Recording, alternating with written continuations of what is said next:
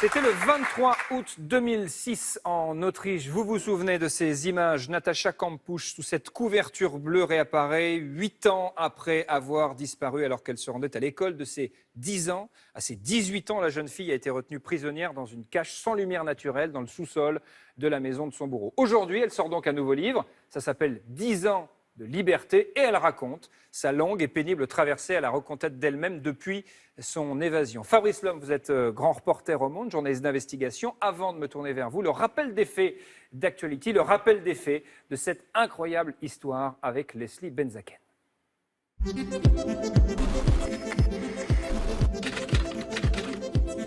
Son histoire est irréelle. Une petite fille de 10 ans restée prisonnière pendant 8 ans.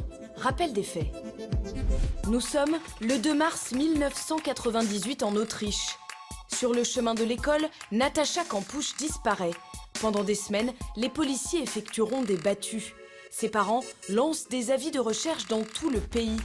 Au fil des années, l'espoir s'amenuise, on la croit morte. Natacha Kampusch n'est pourtant qu'à 30 km de là. 23 août 2006, la réapparition. Alors qu'elle est retenue depuis 8 ans, Natacha Kampusch profite d'un moment d'inattention de son ravisseur et s'évade par la porte de ce garage. Leur fille vivante, ses parents n'y croyaient plus. Quand la porte s'est ouverte, c'était de la folie. On m'a dit d'attendre, mais je n'ai pas pu. Je l'ai vue, on est tombés dans les bras l'une de l'autre. Elle m'a dit « Maman ». Je lui ai répondu « Je sais, tu ne voulais pas cela ».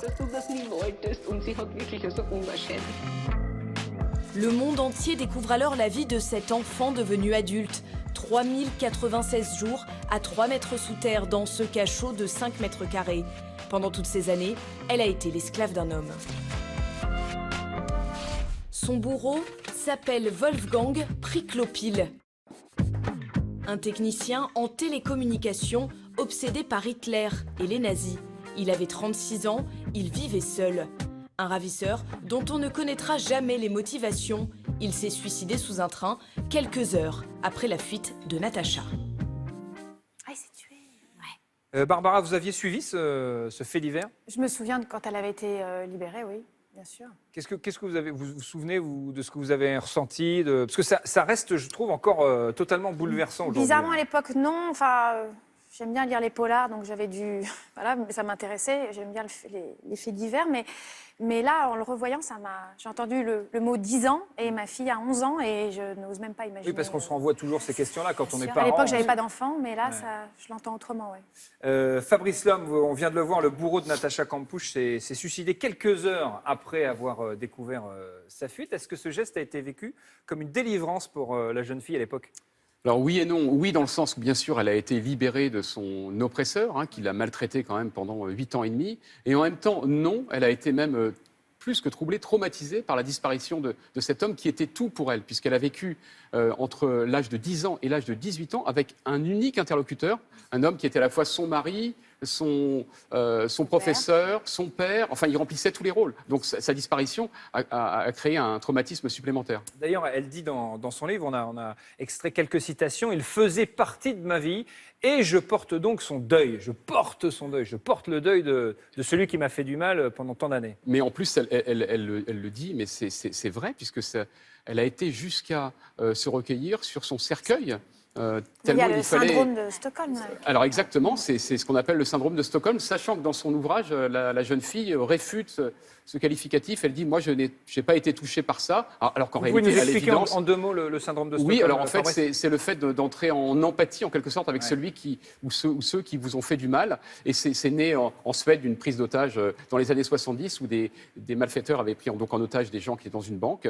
Et en fait, il s'est créé une relation au fil des minutes et des mois et des années, puisqu'ensuite, les gens pris en otage ont essayé d'aider Ils les ont quasiment défendus. Ils les ont défendus au tribunal, même en prison, etc. Parce que parfois, il peut se créer un lien entre victime et bourreau, entre guillemets. Alors, une autre phrase tirée de son livre, où elle évoque son ravisseur. « Il est impossible d'effacer de sa mémoire une personne avec qui on a vécu 8 ans et demi. » On a vécu Voilà, c'est bien ce Mais qu'elle dit. c'est la réalité, c'est une sorte de huis clos, alors un huis clos sordide, mais il y avait 2 personnes dans une maison, dont une qui était confinée dans un sous-sol aménagé dans un garage derrière une porte en acier, et qui parfois, avec chance, avait le droit de monter à l'intérieur du pavillon et pour se retrouver en tête-à-tête avec cette personne qui lui demandait de lui faire à manger, de faire de menus travaux à la maison, etc. Et quand il était en colère contre elle, il la tapait et il la renvoyait dans sa cave. Ça paraît totalement irréel, Barbara Schulz, quand on entend ces propos, cette histoire.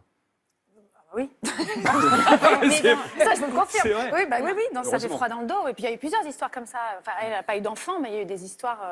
Alors, je ne vais pas dire pire encore, mais il y a eu des Elle femmes qui ont eu absolument. des enfants. Il y a eu des histoires d'inceste Ouais. de ce genre, mais il faut savoir que cette jeune fille a été accusée ou soupçonnée, après avoir été libérée, d'avoir eu en captivité un enfant qu'elle aurait caché et ensuite tué. C'est terrible, les journaux lui sont tombés dessus pour l'accuser de choses de ce genre. Mais On va écouter elle a trouvé Natacha. ça violent, sa sortie d'ailleurs. Quand elle est sortie, elle a trouvé que le monde était comment? On va l'évoquer dans elle a un été instant totalement précisément, en parce qu'elle décalage. parle du monde des bons, vous verrez, où elle est très déçue d'ailleurs de ce qu'elle découvre une fois qu'elle se libère elle-même. On va l'écouter, Natacha Kampusch. En 2010, elle répondait à nos confrères de 7 à 8, et elle parle de son ravisseur. Est-ce que je peux vous demander ce que vous ressentez aujourd'hui à l'égard de votre ravisseur?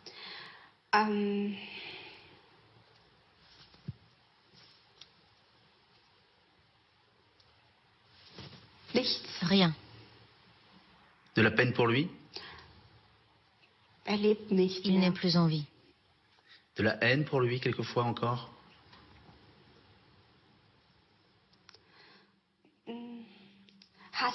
De la haine par rapport à ce qu'il a fait, ça oui. Il m'a fait vivre l'horreur. Mais avec le temps, on s'habitue à tout. Avec le temps, on s'habitue à tout. Voilà ce que dit Natacha Kampusch. C'est incroyable de pouvoir parler comme ça. Oui, mais ça montre qu'elle est toujours restée, en fait, mentalement, en quelque sorte, prisonnière, non seulement de ce type qui a disparu depuis, mais aussi de son cachot, et qu'elle elle n'arrive pas. Alors, elle fait des thérapies, elle les fait en écrivant des livres, mais ce n'est pas suffisant pour arriver vraiment à construire cette nouvelle vie qu'elle voudrait vraiment construire. C'est son deuxième livre. Son premier livre était paru en 2010. Est-ce qu'on apprend de nouvelles choses dans ce livre, Oui, c'est très différent. Le premier ouvrage, elle racontait les détails de la séquestration, c'était un petit peu sordide d'ailleurs, tandis que là, elle raconte comment elle tente de se reconstruire depuis 10 ans et comment, en quelque sorte, elle n'y arrive pas. Comment elle n'arrive pas à s'habituer à une société, on va dire, à une vie normale, et par ailleurs, comment elle a été rejetée alors qu'elle pensait, évidemment, en sortant des griffes de ce monstre, être accueillie avec Alors justement, avec des fleurs, on en etc. vient à cette fameuse citation. Oui. Dehors, dans le monde des bons, je n'ai eu pratiquement aucune chance. Elle a la sensation que c'est encore plus dur, finalement, que ce qu'elle a vécu. Alors, en tout cas, c'est pas comme elle l'imaginait, Oui, puisqu'elle, en plus, elle a un vocabulaire d'enfant, puisqu'elle, quand elle a été encore une fois capturée, elle avait 10 ans, c'est un enfant. Donc, pour elle, elle s'est construit un univers pour se protéger, un univers mental qui était de dire, voilà, j'ai été pris en otage par un méchant, et quand je sortirai un jour, j'irai au pays des bons. Et puis, elle s'est aperçue qu'en sortant, bien sûr, on a arrêté de la torturer, de la frapper, mais elle a été maltraitée médiatiquement, judiciairement. On l'a soupçonnée de cacher des choses, on l'a soupçonnée ouvertement d'avoir été complice de son ravisseur. Certains ont même écrit qu'elle l'avait quand même un petit peu bien cherché, que c'était une enfant passage à la maison, qu'elle avait toujours fait des bêtises. C'est dingue. Non, mais ça a été très très loin. On l'a fait témoigner, on l'a presque accusée de faux témoignages. Dans la rue, des gens l'ont insultée. Il y a une femme qui lui a tapé dessus dans la rue parce qu'elle avait lu dans un journal qu'elle avait tué l'enfant qu'elle n'a jamais eu en captivité. Ça a pris des proportions hallucinantes. Moi, j'avais lu un truc que j'ai trouvé vraiment très touchant, c'est qu'elle expliquait qu'elle a hérité de cette maison, en fait, de la maison de son ravisseur, et qu'elle allait l'aérer, et qu'elle allait tondre la pelouse, et qu'on la regardait comme si c'était un être abject, parce qu'elle avait besoin de se retourner dans cet endroit, de tondre la pelouse, de l'entretenir, et elle disait, mais j'ai vécu là. Oui, Elle vit comment d'ailleurs, tiens, aujourd'hui Alors aujourd'hui, elle Fabrice. vit, on va dire, un peu d'expédient. Elle vit de ses avaloirs de son premier livre. Elle espère en avoir du second. Un film a été adapté à partir de sa vie. Elle a touché un petit peu d'argent. Elle négocie parfois des interviews assez prestigieuses avec des grands médias qui la payent. Et puis, elle a on va dire, des œuvres humanitaires. Elle s'occupe d'une association pour le Sri Lanka. Mais on voit qu'elle n'est pas encore au point dans la vie. Elle a repris des études. Elle a passé son bac avec retard. Elle fait des études en psychologie. Alors, on peut peut-être imaginer qu'elle a un coup d'avance par rapport à beaucoup d'entre nous. Elle connaît beaucoup de la nature humaine.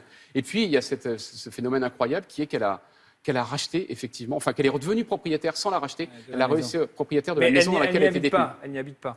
Elle ne veut pas y habiter, mais elle veut la garder, un peu comme un musée, en espérant que personne ne puisse l'acquérir à sa place pour en faire un endroit de recueillement qui ne mérite pas de l'être, évidemment. Est-ce que dans ce livre, il y a quand même un motif d'espoir? Est-ce qu'elle est heureuse, Natacha Campouche? Je ne suis pas sûr qu'elle soit heureuse. En tout cas, elle ne le formule pas comme ça. Mais je pense que le motif d'espoir, c'est de voir que cette fille a une force colossale. Elle a une faculté à s'auto-analyser, une faculté à analyser tout ce qui lui est arrivé et ce qui lui arrive encore. Je veux dire, franchement, tout ce qu'elle a vécu, peu de gens y résisteraient. Et elle tient le coup. Donc je pense qu'elle a une force phénoménale. Et il faut l'espérer qui lui permettra enfin de reconstruire sa vie. Merci beaucoup.